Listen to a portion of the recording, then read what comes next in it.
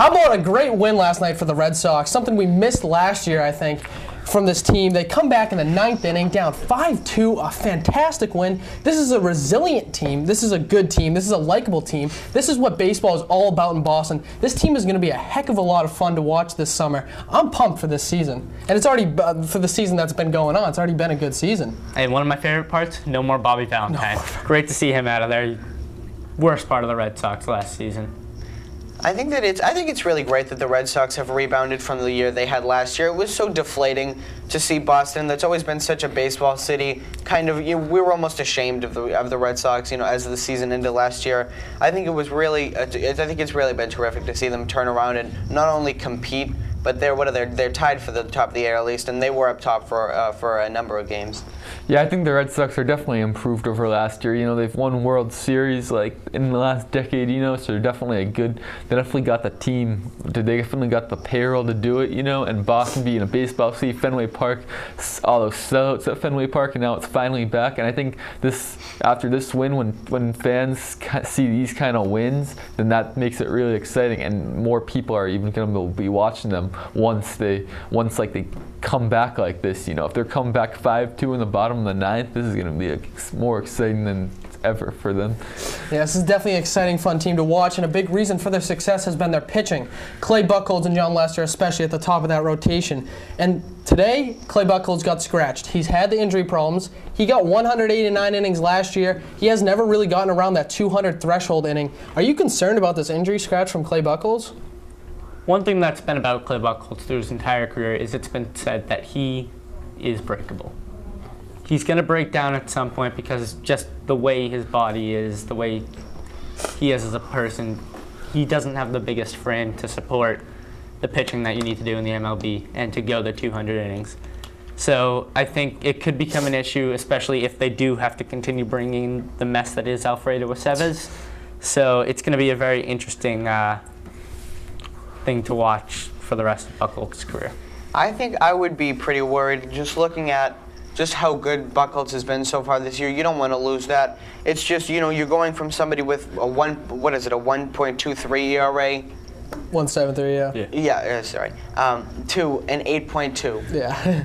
Yeah. It's when you have your best pitcher starting, it always gives the team a lift, and I think it's really deflating to have him scratched. But I think it would be better for him, maybe if you give him another start off, just make sure that he is okay, and play him for the remainder of the season. Yeah, I know. You can't rely on a guy with that high, Alfredo Aceves, to carry your team. You just can't. Clay Buchholz. Plus, when a team knows that your top guy's down, the guys are really doing it, maybe the momentum kind of gets out of them a little bit.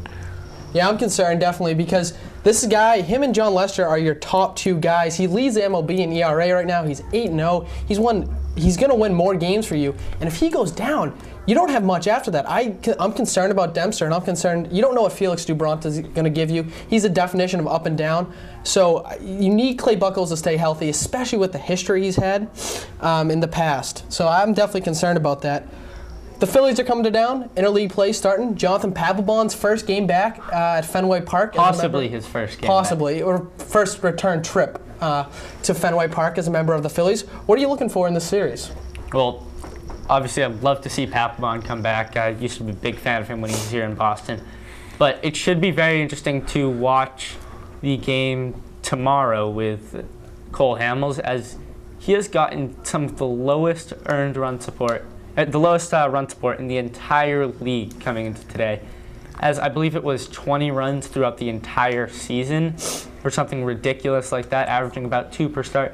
He's gotten nothing from his team, yet he's pitched great, and he's won in. I believe Cliff Lee's pitched. No, Cole Hamels was supposed to pitch. Yeah, Cliff Lee and Ryan Dempster tomorrow. What are you looking for in this series? I think it's going to be definitely interesting. When you look at both of these teams had a rough year last year, and you kind of look at where they've both gone. The Phillies have had a subpar year kind of as of now, and I think it's going to be kind of interesting to see where they've both gone from being so low last year. I'm kind of interesting to see. I'm kind of interested to see what happens tonight as far as the pitching matchup. Cloyd is, he's not a big name, and so I think it'll be interesting to see if Aceves can come in and do well, maybe. hoping, possibly. Probably not. Against, Fingers crossed. against somebody who's not exactly an intimidating figure. Yeah, these are like the two powerhouse teams in the MLB. Maybe not last year, but they're still overall very high payroll teams, very good teams, you know. And yeah, what you said about run support, that's something that just happens, you know. But it's not. I mean, they don't control the runs, so maybe one night they're gonna be hitting the ball great. Maybe it's more just luck than it's just because a person's pitching. I really don't agree with that. That really doesn't matter to me, just because what the run support is, you know. Maybe one night they'll hit the ball great, another night they won't, you know. So far they haven't hit the ball well, but I think they eventually will. Well, I'm definitely looking forward to tomorrow's pitching matchup. Cliff Lee, you're right, is one of the better pitchers. He's pitched well. He's one of the lone bright spots on this Phillies team. They have no offense. Their top hitter is Chase Utley. He's hitting .272. That's, for your team leader, that's not good. But yesterday, the hero was Jacoby Ellsbury. And as we all know, contract year this year, numbers are down a little bit. His power numbers aren't there that we once saw. So what do you see the future being for Jacoby Ellsbury? Is he gone at the trading deadline? Is he here next year? What's going to happen with Jacoby? I would imagine if the Red Sox don't have a deal in place at the trade deadline or don't feel comfortable getting one done by the end of the season, they'll trade him right away. I think personally, I think they should have traded him before the season starts, as that's more sure. But with Boris, you really can never tell. So I think if he stays on for the entire year, he's gone after the year.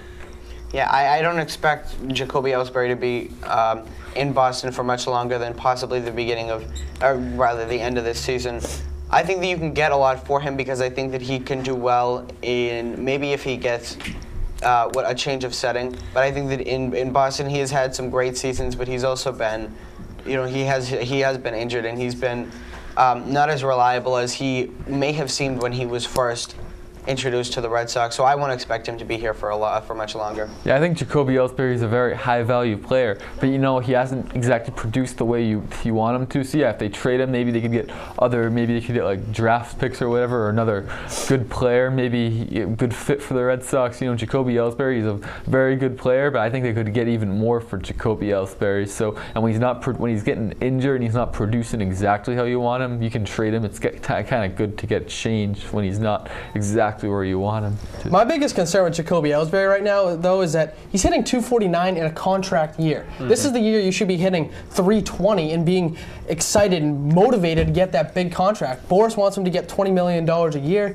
You're not getting that when you're hitting .249. So we'll see what happens. Maybe could not be a Red Sox for longer come July, but we'll see what happens. Moving on now to basketball. The biggest story that should be a non-story is, will Doc Rivers come back? He's one of the highest paid coaches in the NBA, but yet every year we seem to find ourselves, is this Doc's last year or is he coming back? The Nets have asked to interview Doc Rivers, but the Celtics denied it. Danny Ainge has said that Doc is definitely coming back, but Doc has not said he's coming back. Paul Pierce and Kevin Garnett will certainly have some effect on whether he comes back, as you know, they're very close, and KG has always controlled that locker room for Doc, and Doc has always had the command of the locker room.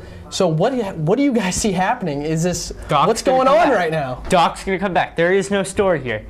It's been told that he's coming back. He was at the organized team meetings where they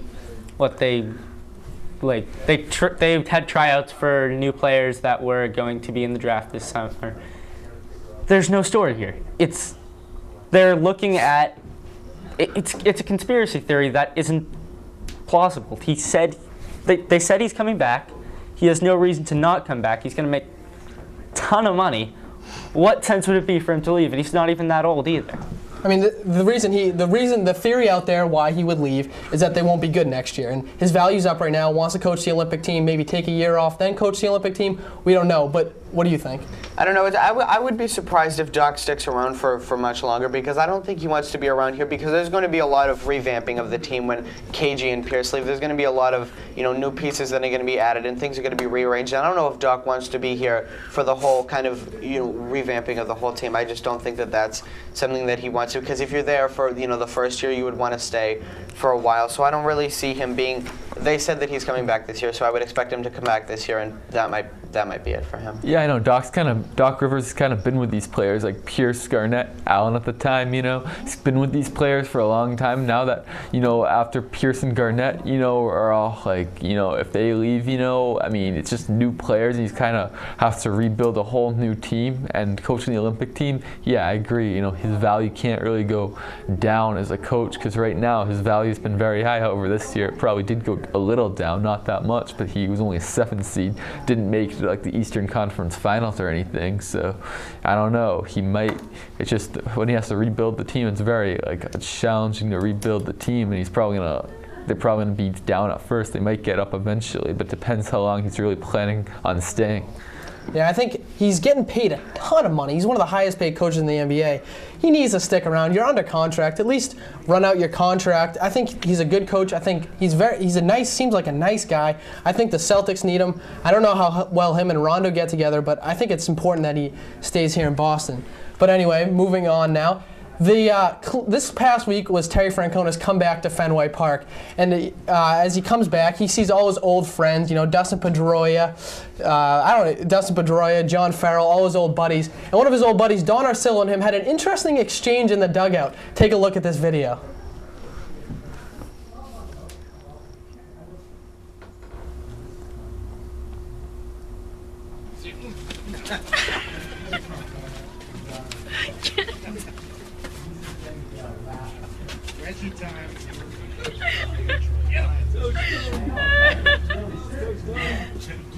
I'm getting all of this. Can you please send it to me? Yep.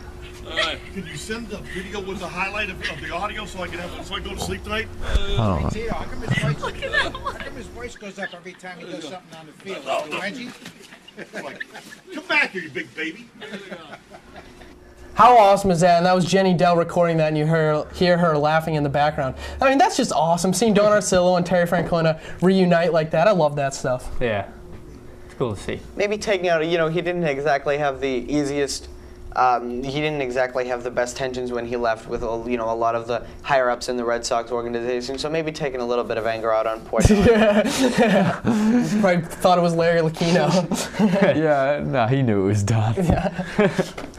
All right. Well, thank you all for tuning in. It's been a great show. For Dylan, Adam, and Liam, I'm John. Happy Memorial Day to all you out there. We'll see you next time.